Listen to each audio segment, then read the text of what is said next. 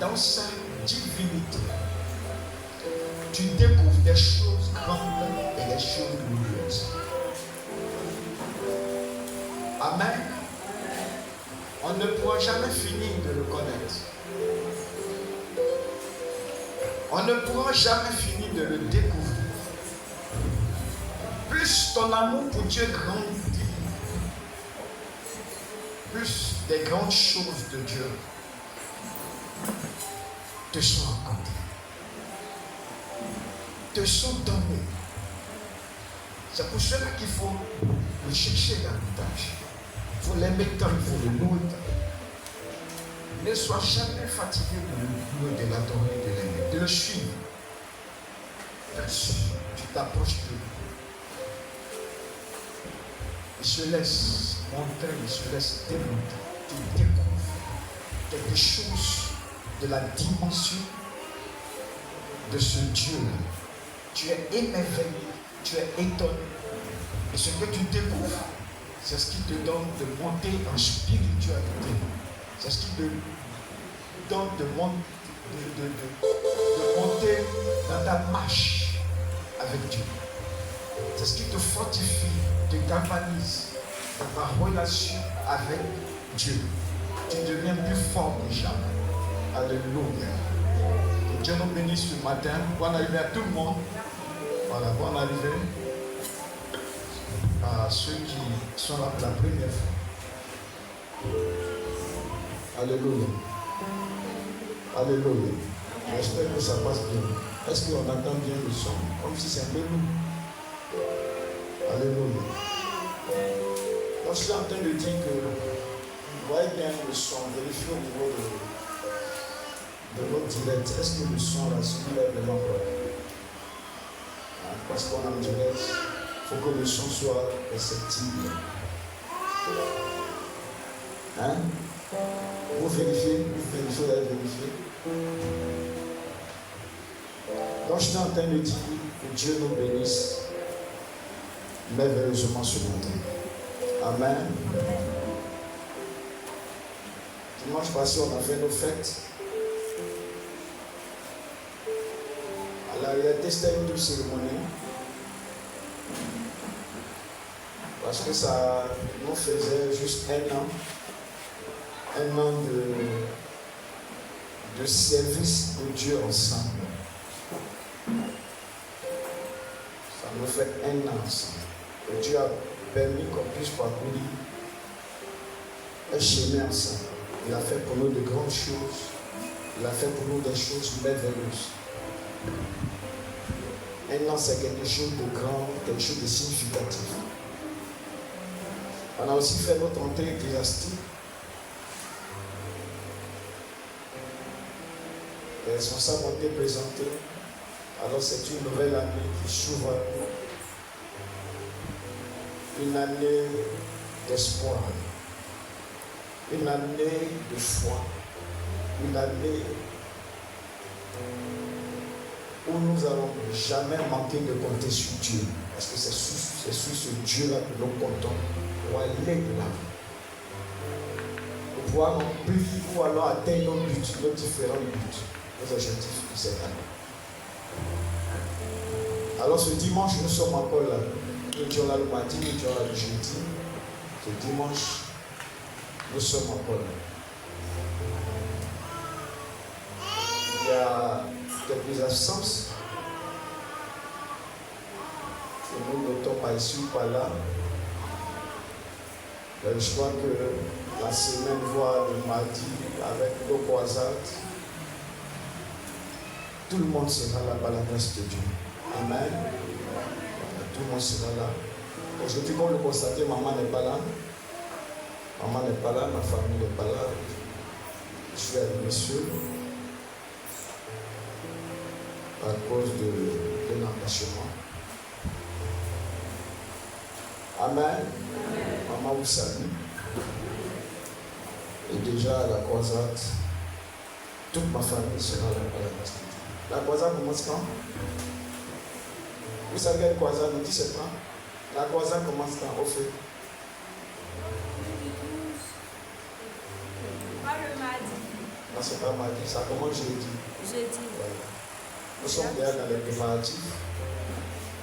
La croisade commence le jeudi. Et nous allons finir dimanche. On aura Palaga de 2 ou 3 jours, c'est-à-dire jeudi, vendredi. Le samedi, nous allons faire la croisade également. Et puis dimanche, la bouteille. Dimanche, c'est ici.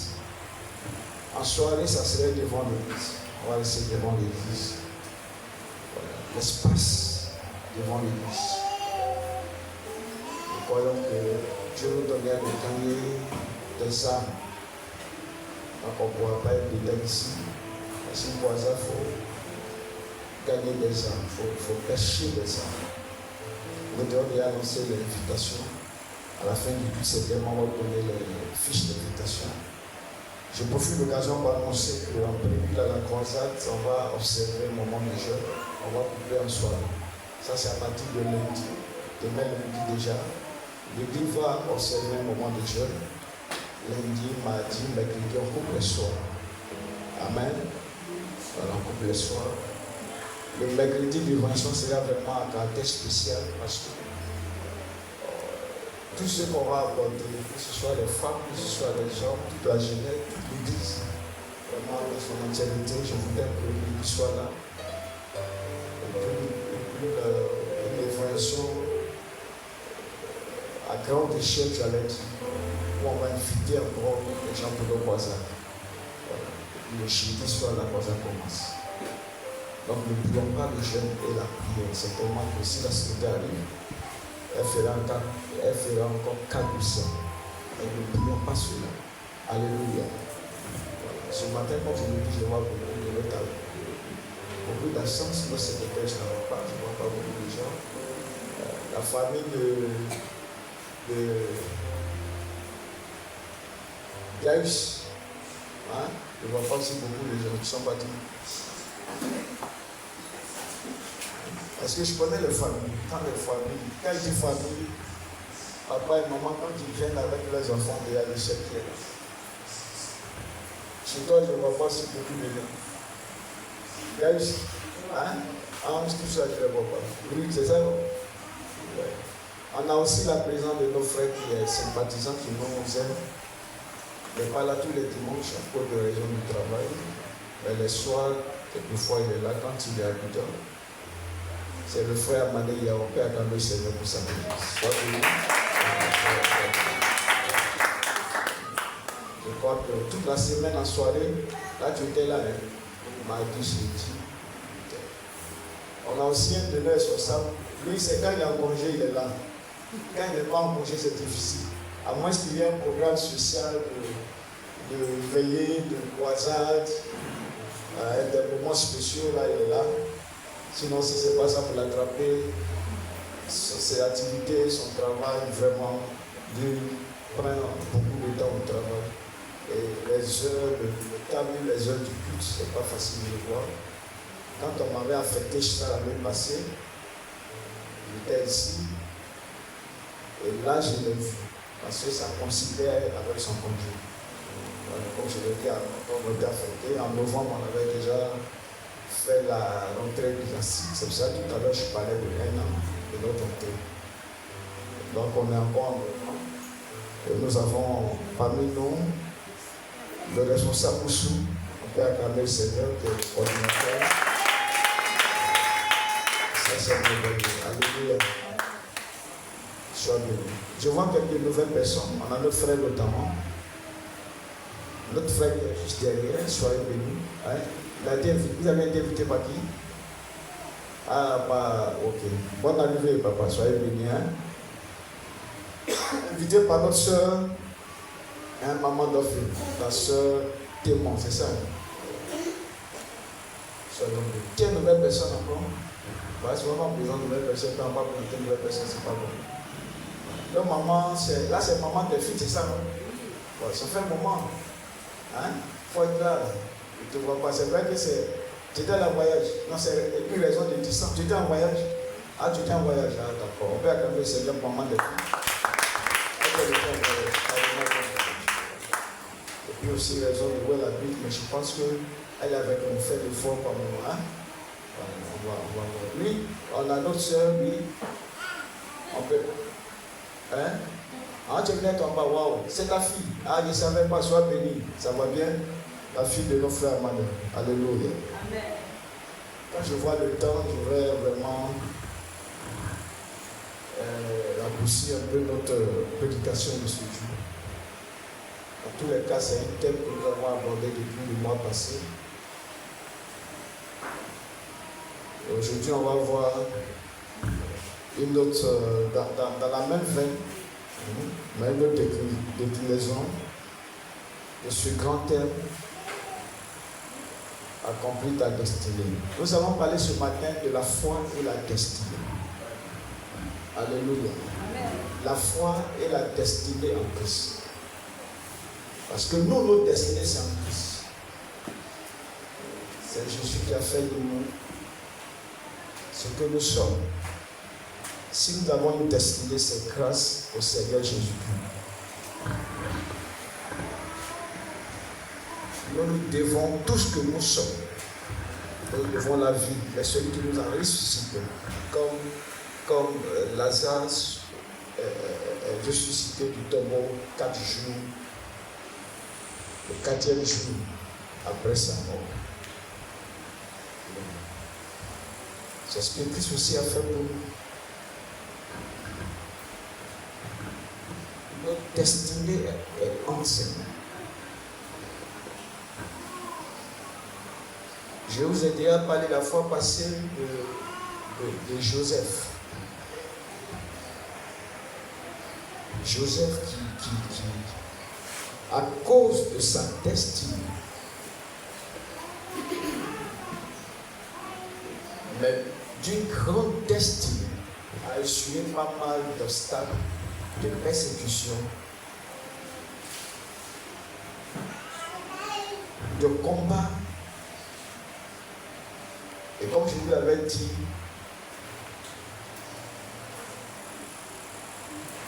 toute destinée qui vient de Dieu, elle est attaquée, elle est jalousée, elle est même enviée.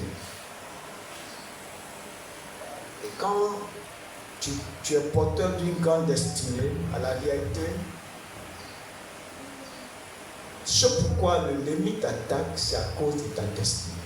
Si tu n'avais pas une grande destinée, personne ne t'aurait attaqué.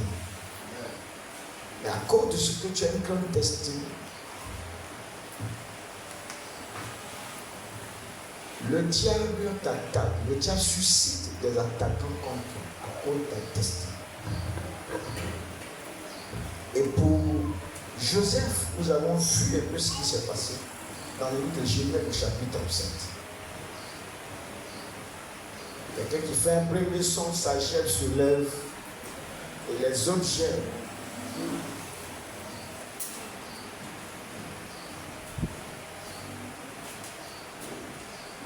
se prosternent ou alors sont coupés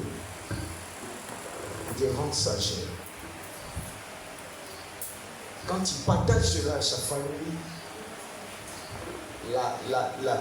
la méchanceté contre lui sera alors entachée. Le combat contre lui. Pour dire que le diable est capable de susciter des éléments même de ta famille.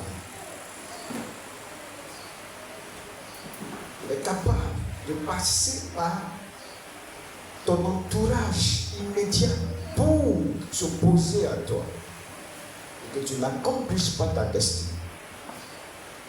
Il faut que celui-là mette fin à sa vie. C'est ça le plan du diable. Il fait un deuxième songe où le soleil, la lune et 11 étoiles se postaient devant lui.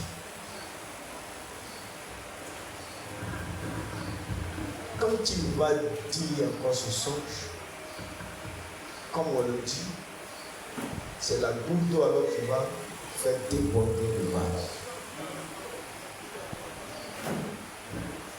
Et ça a été terrible. Quand on voit dans le chemin, ça a été très terrible pour lui.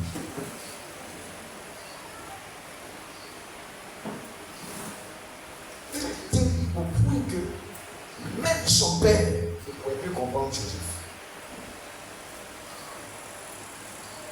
Ah oui, le père qui l'aimait tant avant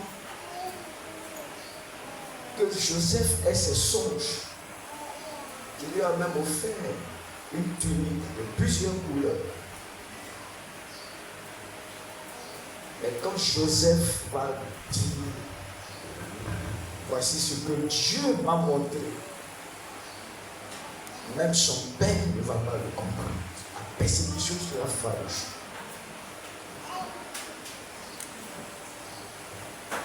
Quand de telles choses arrivent, si tu n'as pas la foi, tu ne vas pas croire ce que Dieu t'a dit. Donc pour que la destinée s'accomplisse, il faut un élément catalyseur, un élément clé, appelé la foi. Appelé la foi. Ah oui. C'est la foi qui va te donner de persévérer.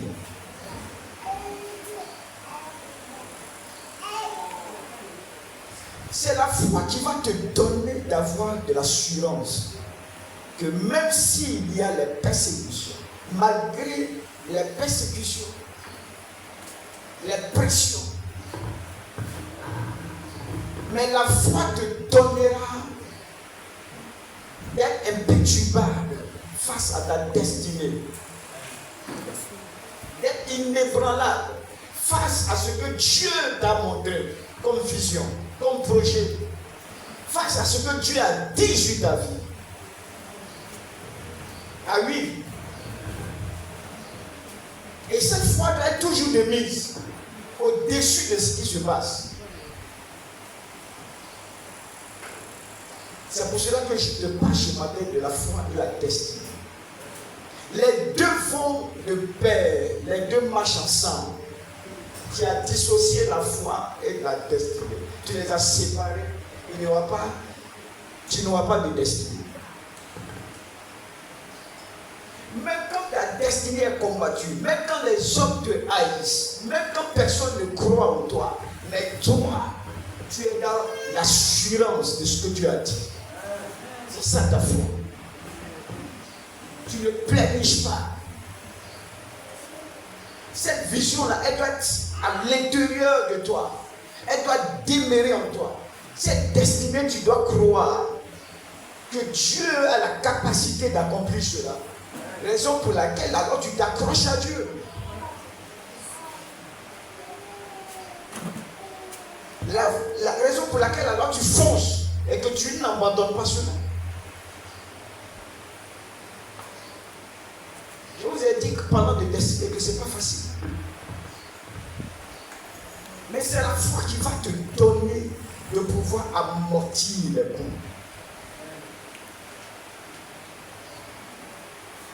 C'est la foi qui va te donner de la détermination.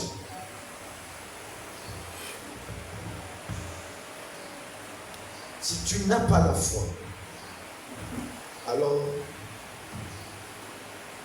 rien ne pourra se passer. Parce que le manque de foi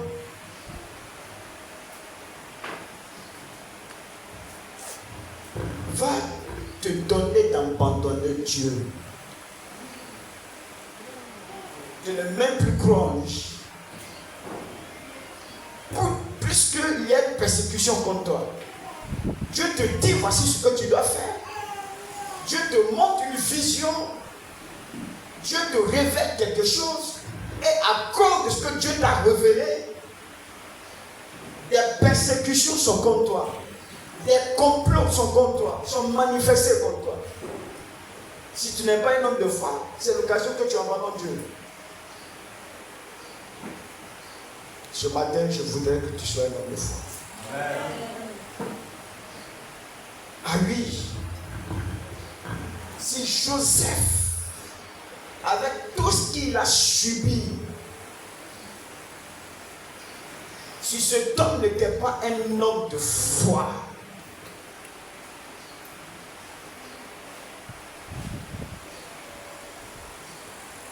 il aurait été anéanti.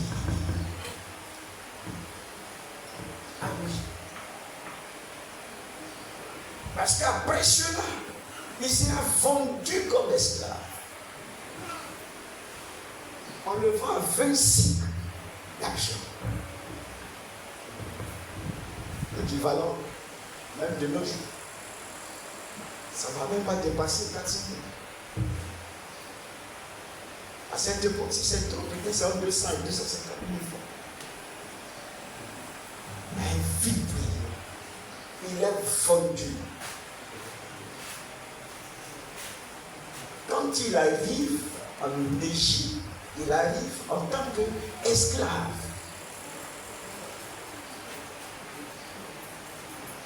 Un esclave, c'est quelqu'un qui a perdu sa dignité, sa valeur, qui a perdu sa raison d'être dans ce monde. C'est quelqu'un qu'on méprise, qui n'a pas de considération. Et chose pire, il est réduit à des travaux. À des travaux forcés, j'allais dire. Comme son gré. Tu es sous notre dit, fais ça, fais ça. Il n'y a que des hommes qui décideront de ton sort. Mais quand il va se rappeler des songes que Dieu lui montre, Dieu lui a révélé, et les conditions dans lesquelles il était en tant qu'esclave, si tu n'as pas de foi, comment un homme peut-il croire que demain il sera quelqu'un que Dieu va élever? La lune, le soleil se prosterneront devant lui. Les étoiles se prosterneront devant lui. Comment quelqu'un peut-il croire cela? Un homme normal, s'il n'a pas la foi. À regarder l'habit qu'il porte en tant qu'esclave. À regarder les conditions dans lesquelles il est en tant qu'esclave. Il n'a pas de droit. Il n'a pas de dignité.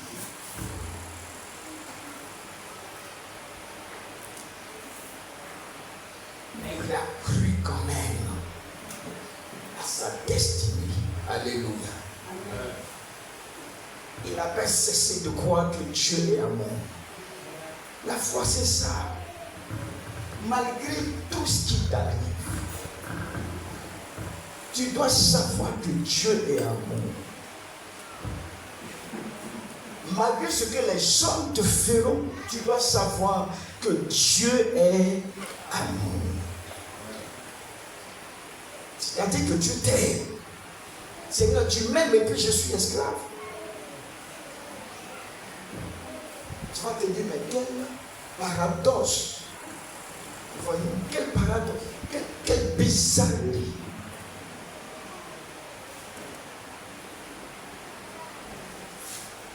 Quand les gens voient un esclave, ils le méprisent. Pourtant, Dieu a mis le signe sur lui que cet homme-là se marie.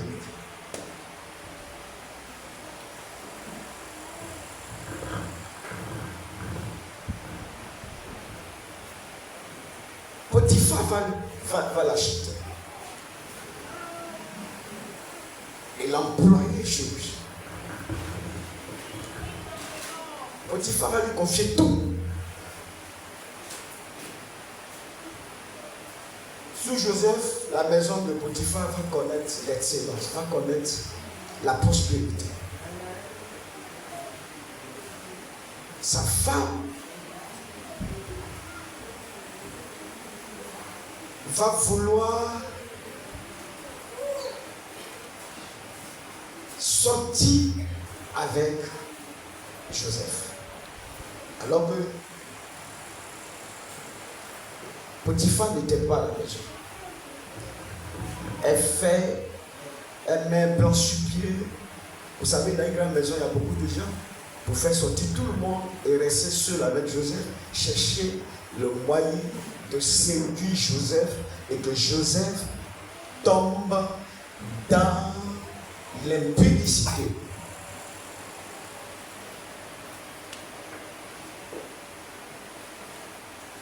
Tous les moyens qu'il va employer, elle va échouer. Jusqu'à dire, mais si c'est ça, je vais tenir son habit et puis mentir sur le royaume. Et son cou marche. Son cou marche. Les gens font des coups contre toi et leur cou marche.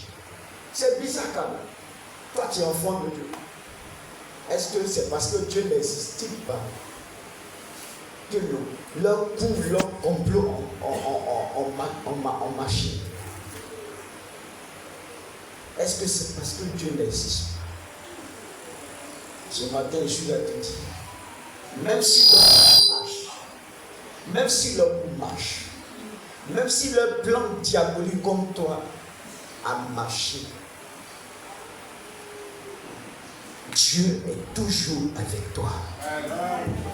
Dieu est toujours avec toi. Acclame le Seigneur ce matin. Alléluia. Le coup de la femme de Potiphar a marché. Oui, ça a marché. Gaïs, ça a marché ou ça n'a pas marché? Ça a marché. Ça a marché. Gaïs, je te pose une question. Ça a marché ou ça n'a pas marché? Quand il n'arrive pas à faire tomber Joseph dans l'impudicité, elle dit voilà le coup que je vais faire. Je tombe là, il va me connaître. Quand je vais mentir sur lui, les gens vont croire. Et pour ça, il peut aller en cours. Parce qu'elle n'est pas la femme de n'importe qui. Elle fait le coup, ça marche. C'est ce que je dis que les gens ont fait des coups contre toi. Peu importe si le coup marche. Ça ne doit pas t'empêcher de savoir et de croire que Dieu est Dieu sur son trône. Il est Dieu sur son trône. Alléluia. C'est pas parce que le coup d'ennemi a marché que Dieu n'est pas Dieu sur son trône. Que Dieu n'est pas fidèle. Que Dieu t'a abandonné. Jamais il ne t'abandonnera. Alléluia. Alléluia. Ne voyons pas les choses seulement avec nos yeux physiques, nos yeux charnels.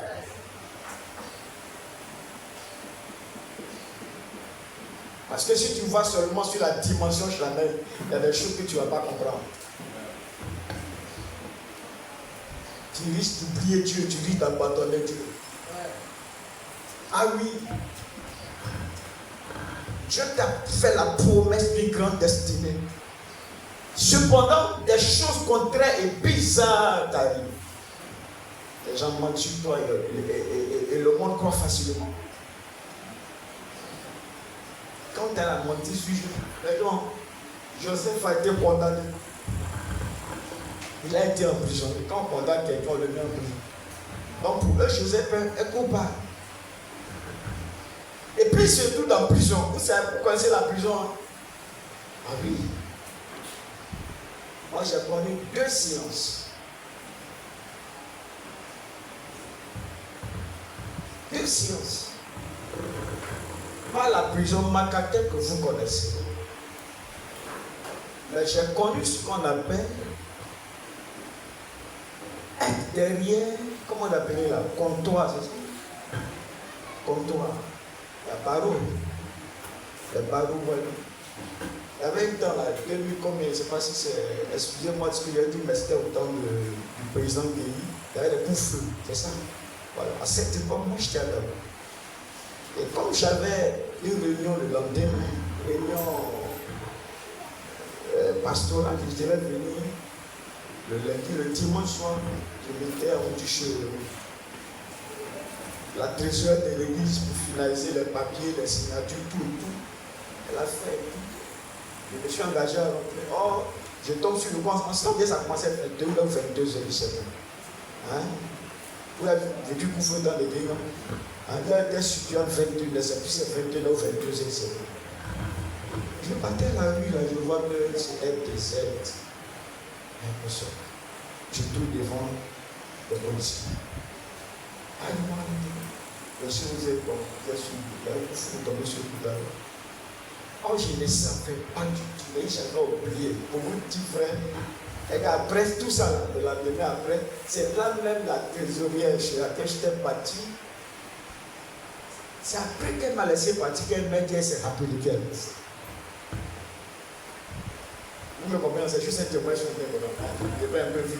Parce que c'est pas un témoin en tant que tel, je me rends. Mais seulement je veux dire ce que représente la prison, derrière Baron, tous ces choses, je veux vous dire un peu seulement. C'est pas des bons lieux. Ah oui, c'est que moi j'ai vu un peu. Donc, la policiers m'ont arrêté. On arrive au commissariat de Damou. Dès que vous arrivez, ils vous mettent derrière comptoir. Non, même pas derrière comptoir. Ils vous mettent dans les cellules là. Vous voyez la police, non? Hein, les cellules, on dit garde à vue là, on met des gens d'abord dans les cellules. Et quand on vous met, c'est fait. Ah, les policiers n'ont même pas cherché à agir. Quand bien même qu'il a dit que Dieu passe. C'est plus fou. Tous ceux qui ont vu, mélangés avec ceux qui, dans la journée, qui ont commis leur faute, les policiers ont pris, ils ont déféré à la police. Mais le coin était saturé. Vous voyez des petites cellules, vous êtes nombreux. La chaleur, l'odeur, nauséabonde, ça pue, ça sent. Est-ce que vous comprenez ce que c'est? Ça pue, ça sent. Les gens sont nombreux. Tu ne peux pas t'asseoir, tu ne peux pas te toucher, tu as arrêté. Et c'est là que les policiers.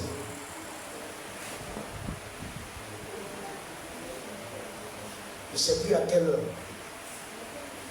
J'étais là. Et Dieu m'inspire. Alléluia. Amen. Dis à quelqu'un, touche-le. Dieu a inspiré le pasteur. De commencer à leur parler de Jésus. Dans la cellule de prison de la police. De commencer à leur parler de Jésus. Et ils étaient attentifs à m'écouter. La nuit, la nuit. Et quand je parlais, j'ai vu. C'est que ces gens, puisque là où ils sont, ils cherchent à être délivrés. Ils cherchent à sortir. Et je leur parlais de tout ça que Dieu peut le faire. J'ai parlé d'abord de leur vie. J'ai parlé de Jésus-Christ dans la prison. Dans la cellule de la police. Comment on appelle ça? Commissariat de Dabou. Parler de Jésus. J'ai oublié odeur nauséabonde, j'ai oublié tout ça. Voilà. Comment on appelle?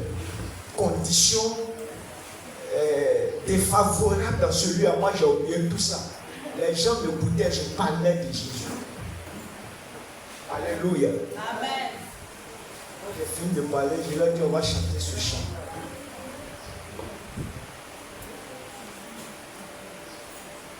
Il y a un chant que j'entendais. Et eux-mêmes, ceux qui savaient chanter ce chant, chantaient avec moi.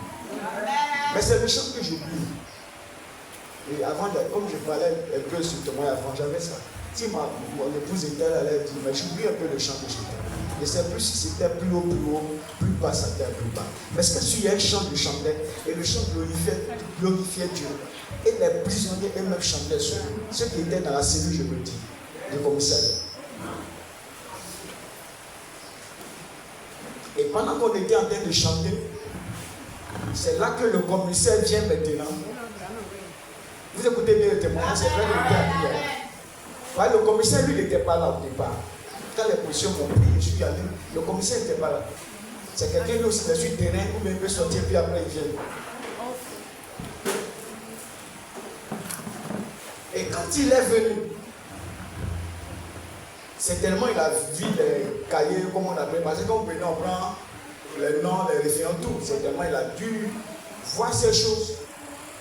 Et il est venu jusqu'à la cellule de la prison de commissariat. Et quand il arrive, il demande, il arrive qui est le pasteur. Lui-même, il est venu en personne. Et le pasteur. Et les gens lui ont dit, le voici, ouvrez. Et il dit, pasteur, sortez-lui. Je ne le connaissais pas. Lui-même est venu, il n'a pas dit à un agent, il faut faire sortir. Le commissaire, il s'appelle Bidji Joseph. Paix à son âme. Parce qu'il n'y a plus de second. Il dit, c'est vous le Christ, sautez-le. Et quand il est venu maintenant d'aller jusqu'au tonton, il dit, pasteur, il a présenté les excuses. Parce que pour lui, il ne pouvait pas faire ça. Ou alors, je ne sais pas quelle expression dit, mais du sort que j'ai vécu ça, et il a su que je suis un pasteur. Il a présenté ses excuses. Voici ce qu'il m'a dit. Pasteur, comme il se fait tard, on ne pourra pas vous laisser partir. Parce que sur la route, ce n'est pas seulement la police. Il y a des militaires. Est-ce que vous comprenez un peu? C'est pour ça que autant je vous ai dit le temps, dans quelle circonstance la Côte d'Ivoire était, qu'il y a des militaires, il y a tout ça. Ce ne sont pas seulement ces éléments.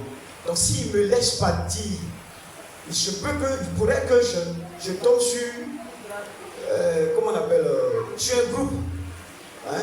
Je vois si les patrons on appelle en termes militaires, de militaires, mais eux ils frappent les gens. Parce que toutes les positions vont plus beaucoup. Il a dit, les éléments qui sont sur, il y a d'autres qui frappent les gens. Donc on va vous garder. Et puis le matin, on va vous faire partir. Vous allez rester avec ces éléments. J'étais donc avec les éléments de la police maintenant au comptoir. Vous voyez le comptoir, quand vous arrivez, donc ceux qui étaient là, c'est là maintenant j'étais. Juste pour que le matin arrive que je m'en arrive. Vous voyez un peu? Amen. Le miracle de Dieu. Ah oui. Amen. Ah oui. Donc Dieu avait permis l'occasion pour que je prêche aux gens que j'ai trouvés dans la série. Je leur parle de l'amour de Dieu. Et j'ai bien leur parler. On était en train de chanter, on n'avait pas fini, j'étais dans la chambre du commissaire, il me fait sortir. Et plus tard, avec ce commissaire, nous avons vécu un bon moment ensemble. J'étais avec lui tout le temps. Quand j'arrive dans son bureau, on le reçoit à l'aise, on le pose tout. Quand je devais me marier, il a donné de l'argent. Comptez 100 000 francs d'enveloppe, pasteur, voici ma participation. Il a fait beaucoup de choses pour moi, parce qu'après on l'a affecté. D'abord on l'a affecté, il était le directeur. Comment on appelle ça? J'oublie, il y a des noms techniques, j'oublie. Police, c'est quelque chose. Il était directeur au plateau. Mais j'oublie le nom. J'oublie le nom. Comme le témoin a tellement longtemps. Lui aussi, Dieu merci. Dieu l'a rappelé à lui. Ça fait un bon moment. Moi, je l'ai dit. Police, c'est quelque chose. Il était le directeur qu'on a nommé. Même quand j'étais affecté, quand je viens, en ce temps, ma femme, quand ce n'est pas comme elle était étudiante, souvent elle va là-bas. Je fais un cachot. Et quand j'arrive chez lui, d'abord envoyé au 8e. Là, c'est, comment on appelle ça? À Cocody, à Saint-Jean. Voilà. Il n'a même pas dû d'abord affecter. Quand je viens, non, façon qu'il me reçoit. Tout le temps, on parle de Jésus, on prie. Il était devenu des âmes. Et c'est là que j'ai compris pourquoi Dieu avait permis ça. Amen. Jusqu'à ce qu'il soit élevé au plateau directeur de police, on cherche le nom, je ne vois pas. La police où il y a tous les pays, là, comment on appelle le nom, je dis un peu là. Il y a un nom technique.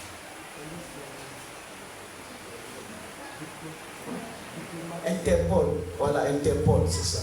Interpol, il était le directeur d'Interpol Côte d'Ivoire. Alléluia. Donc j'ai connu des choses. C'est là que David, Joseph se retrouve dans la prison.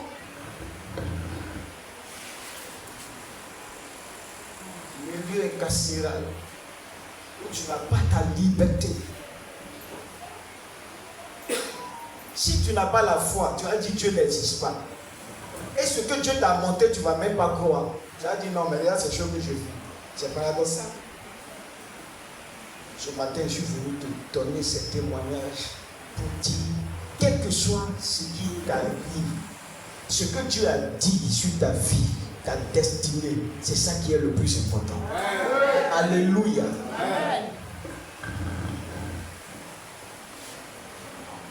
Crois et attache-toi. S'attacher à Dieu veut dire quoi? Tu dois être fidèle au principe de Dieu. Tu dois vivre dans une vie de sanctification, dans une vie qui glorifie le Seigneur. Parce que quand les gens perdent la foi, qu'est-ce qu'ils font? Ils rétrogradent. Ils sont dans les kiosques, dans les cabarets, en train de boire de l'alcool. Pour eux, Dieu n'existe plus. Quand vous voyez quelqu'un faire ça, c'est que pour lui, Dieu n'existe plus dans sa mentalité, dans sa foi, dans sa croyance. Il est là dans l'adultère, l'impudicité. Joseph n'a pas mené une telle vie.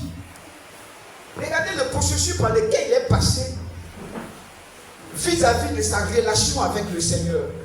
C'est une preuve de foi. Quand tu as la foi, tu obéis. Quand tu as la foi, tu as la crainte de Dieu.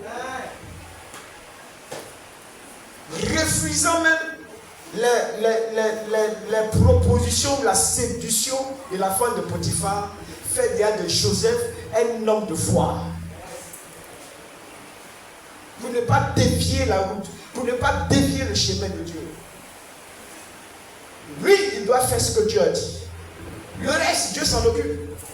C'est ça le principe de la foi. Ce que Dieu te dit de faire comme injonction, obéis.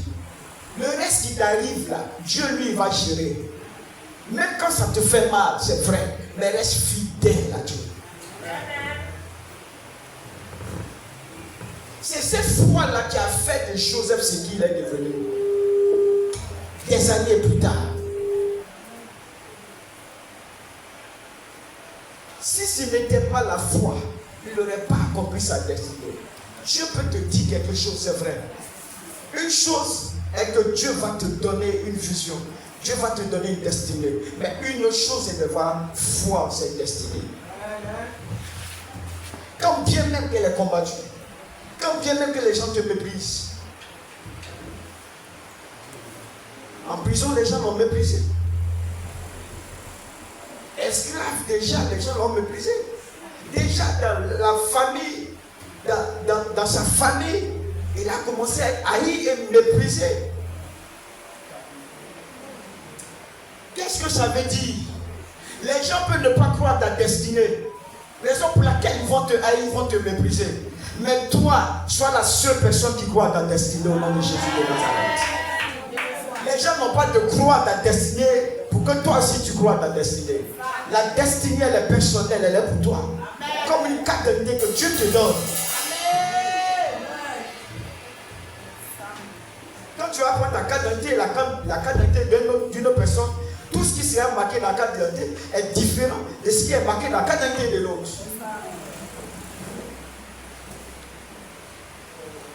Amen.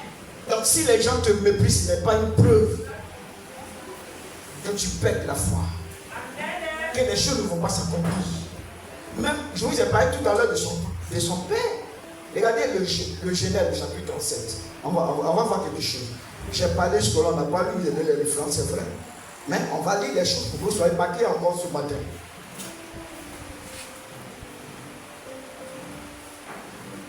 Voici le premier songe. Verset 7, 37, verset 7. Vous pouvez asseoir, hein? Asseyez-vous. Le premier songe qu'il a, le verset 7, c'était quoi? Nous étions alliés des gerbes au milieu des champs. Et voici, ma gerbe se leva et se tient debout. Vous voyez, non? Sa gerbe se lève et se tient debout. Hein? Et vos gerbes l'entouraient et se prosternèrent devant elle. Il parle à ses frères, ils étaient dans un champ. Les gerbes, comme vous voyez, quand vous voyez le maïs, quand vous partez pour la moisson. Ou alors quand vous partez même pour le riz. Vous voyez, non? Donc, lui, sa gerbe s'est levé, était debout. C'est ce que la Bible a dit. On était à quel verset là? Verset 7. Et voici ma gerbe se leva et se tint debout. Non seulement debout, mais même en taille, sa gerbe supplanta les autres gerbes. Et vos gerbes l'entouraient et se prosternaient devant elle. Regardez, ses frères lui disent, est-ce que tu iras sur nous? Est-ce que tu nous gouverneras? Et il le haït encore davantage à cause de ses songes et à cause de ses paroles. On dit à cause de quoi? De ces songes. Ça veut dire qu'il y a eu avant ce son de Geb là, il y a eu deux songes que Joseph a eu à leur dire. Il a connu d'autres songes. Est-ce qu'on m'écoute bien? Mais celui-là était peut-être l'un des plus marquants.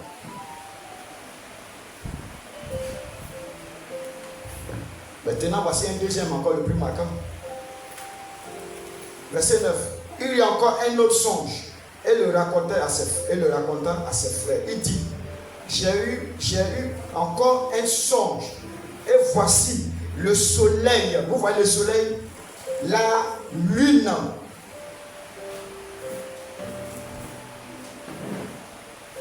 La lune.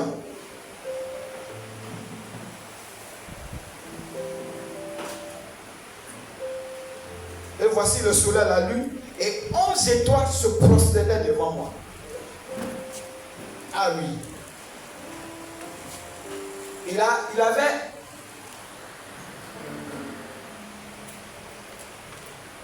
11 frères.